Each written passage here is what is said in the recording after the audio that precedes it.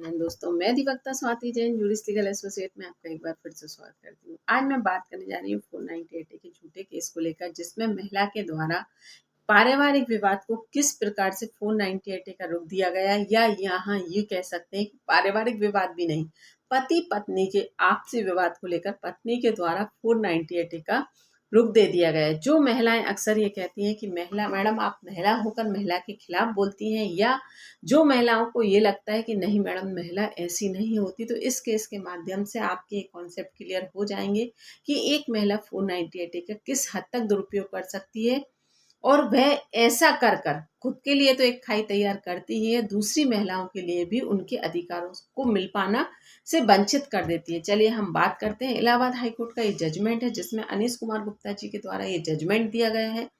2015 में पति पत्नी का विवाह होता है और फिर उसके बाद ये कहानी शुरू होती है, जो कि महिला के द्वारा क्या रुख दिया जाता है हम इस केस में डिस्कस करेंगे। केस नंबर मैं स्क्रीन पर दे दूंगी, नाम मैं आपको ऐड नहीं कर रही हूँ। आप अगर आपके केस की कुछ परिस्थितियां ऐसी हैं तो आप केस नंबर से डिटेल निकाल सकते हैं। चलिए हम बात करते हैं। जानकारी अच्छी लगे तो वीडियो को लाइक और चैनल को सब्सक्राइब जरूर कीजिएगा, ताकि आने वाली वीडियो की नोटिफिकेशन आपको मिल सके। चलिए बात करते हैं कि इसमें हुआ क्या। तो यहाँ पर 2015 में विवाह होता है, सिर्फ और सिर्फ लड़के की एजुकेशन देखकर। इसमें किसी भी प्रकार की कोई भी डिमांड जैसा शब्द कहीं भी ऐड नहीं था, और ना ही किसी भी प्रकार से कोई भी कंडीशंस रखी गई थी विवाह में।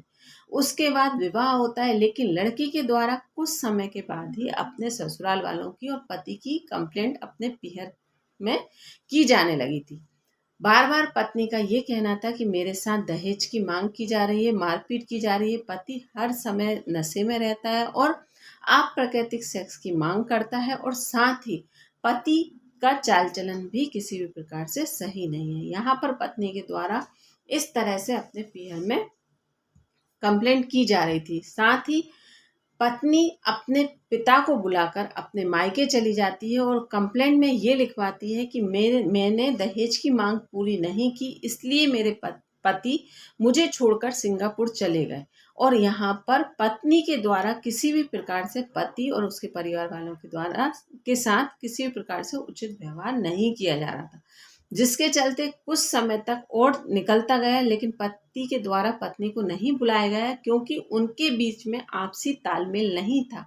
लेकिन पत्नी के द्वारा यहाँ कंप्लेंट में कुछ और ही रुख दिया गया, और ये कहा गया कि नहीं, दहेज की मांग पूरी ना करने के कारण मेरा पति मुझे छोड़कर सिंगापुर चला गया। उसके बाद 6-7 माह के बाद पत्नी भी सिंगापुर जाती है। उसके बाद पत्नी के द्वारा कंप्लेंट ये लिखवाई जाती है कि मैं सिंगापुर आने के बाद मैंने पति को अलग अलग तरह के नशे करते हुए देखा। मैंने या आकर मेरे पास यहाँ पर कोई भी इनकम के सोर्सेज नहीं थे, तो मैंने जॉब किया।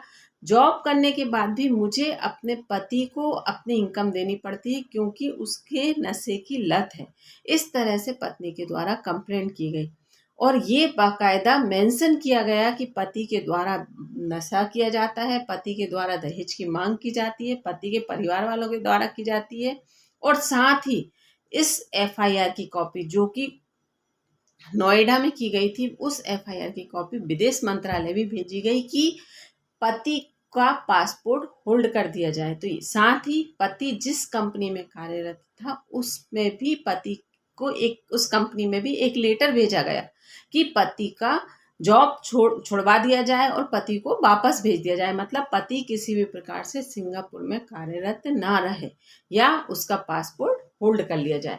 तो यहाँ पर पत्नी और पत्नी के पिता के द्वारा अपने अथक प्रयास किए गए कि किसी भी प्रकार से हम अपनी बात को साबित कर दें। लेकिन जब यहाँ पर काउंसलिंग हुई, मतलब सबसे पहले ये केस 2017 तक तो ये समय अवधि इसी प्रकार निकली।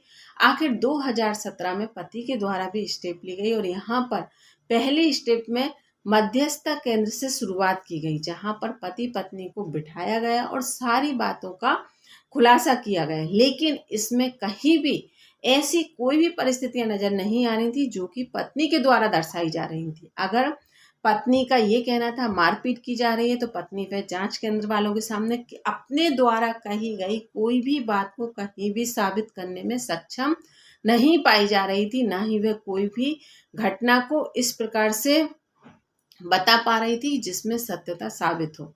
तो यहाँ पर ऐसी परिस्थितियों को देखकर मध्यस्थता केंद्र के सामने भी स्थिति क्लियर थी, जांच केंद्र के सामने भी स्थिति क्लियर थी कि यहाँ पर पत्नी के द्वारा झूठे आरोप लगाए जा रहे हैं। कारण सिर्फ एक निकल कर आ रहा था कि जहाँ पर पत्नी और पति के बीच में यौन संबंधों की स्थापना नहीं हो पा रही है, या यूं कहें कि जहां वैवाहिक जीवन में वैवाहिक संबंधों की मध्य तालमेल ना बैठ पाना सिर्फ एक कारण समझ में आ रहा था, और जिसके बीच में जो भी परिस्थितियां पत्नी के द्वारा निर्मित की जा रही थी, मतलब पत्नी का जो कहना था कि गाली गलौज, मारपीट या अभद्र, तो कहीं कुछ भी अगर ऐसी कोई घटना घटी है तो वो सिर्फ और सिर्फ इस एक बात की परिस्थितियों को लेकर ही घटी है। इसके अलावा ऐसी कोई भी परिस्थितियां सामने नहीं आ रही थी। तो यहाँ पर मध्यस्थता केंद्र से पहुंची file Allahabad high court. Allahabad high court में अपील लगाई गई, और इलाहाबाद हाई कोर्ट में जब सारे मामले को देखा गया तो ये पाया कि यहाँ पर पत्नी के द्वारा सिर्फ और सिर्फ जो सामान्य व्यवहार में जो कंप्लेंट आती है, मतलब 498 के केस में जो हम कहते हैं कि ये जुमले लिखवाना महिलाओं के द्वारा फिक्स है, या इसके साथ में ये एक दो धाराएं लगाना फिक्स है, वही ये सारी परिस्थितियां क्लियर हो रही थी कि 498 का सहारा लेकर महिला के द्वारा ये सारी कंप्लेंट करवाई गई। लेकिन इसमें ऐसी कोई भी स्थितियां निर्मित नहीं हो रही थी जो ये दिखा पाए कि पति के द्वारा दहेज की मांग की जा रही है, या मारपीट की जा रही है, या नशे की हालत में पति रहता है। और यहाँ पर एक बात और कही गई कि अगर पति इस हालत में है तो फिर पति के द्वारा सिंगापुर कंपनी में किस प्रकार से पति कार्यरत है, ये बात भी एक रखी गई। तो यहाँ पर ये सारी परिस्थितियों को देखते हुए इलाहाबाद हाईकोर्ट के द्वारा ये आदेश दिया गया कि जो एफआईआर कराई गई है पत्नी के द्वारा, उस एफआईआर को खारिज कर दिया जाए। और यहाँ पर ये 25 सितंबर को इसका जजमेंट दिया गया था, जिसमें इस जजमेंट को होल्ड रखा गया, और 3 अक्टूबर को इसका जजमेंट दिया गया। साथ ही ये आदेश दिया गया है कि इस एफआईआर को खारिज कर दिया जाए।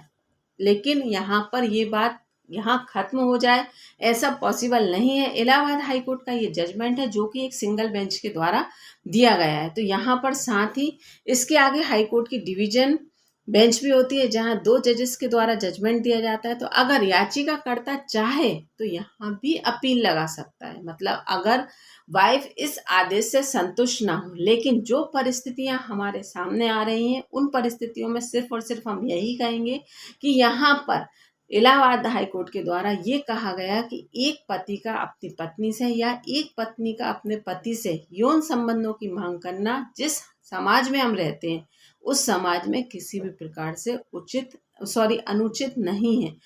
ऐसा करना नेचुरल है, और हमारे यहाँ जो विवाह संस्कार है वो कहीं ना कहीं इनका बेस है। मतलब आप यौन संबंधों को स्थापित करते हो तभी एक विवाह संस्कार है।